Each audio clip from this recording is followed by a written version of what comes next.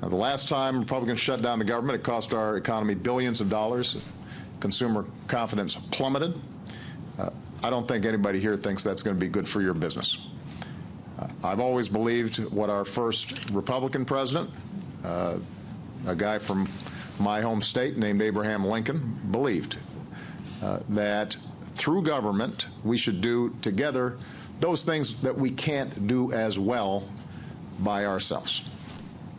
Funding infrastructure projects, educating the best workforce in the world, investing in cutting-edge research and development so that businesses can take that research and take some risks to create new products and new services. Setting basic rules for the marketplace that encourage innovation and fair competition that help a market-based economy thrive.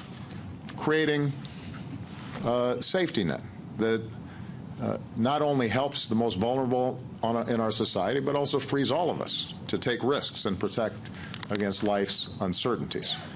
And welcoming, rather than disparaging, the striving immigrants that have always been the source of continued renewal, economic vibrancy, and dynamism in our economy. So my hope is that Congress aims a little higher than just not shutting the government down. That's a good start. We'd like them to achieve that, but I think we can do better. We can actually do some things to help the economy grow.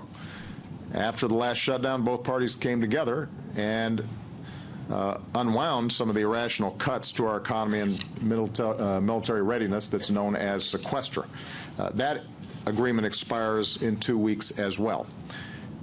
And for those of you who are not steeped in federal budget terminology, sequester basically are automatic top-line cuts that don't discriminate, don't think through what are good investments and what is waste.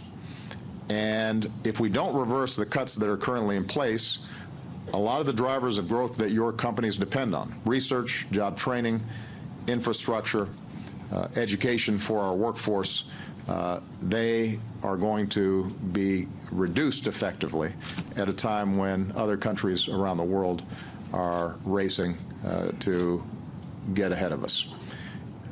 On the other hand, if Congress does reverse some of these cuts, then our own budget office estimates it would add about 500,000 jobs to our economy next year alone, about 0.4% to GDP.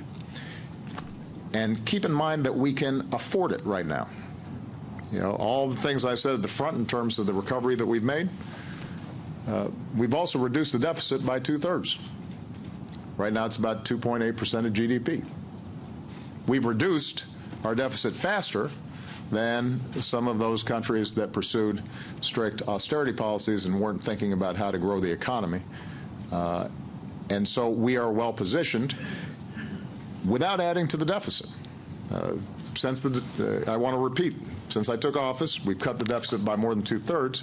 And the good news is we might actually be moving beyond some of the stale debates we've been having about spending and revenue over the past several years if what economists and people who are knowledgeable about the federal budget are listened to, as opposed to this being driven by short-term politics.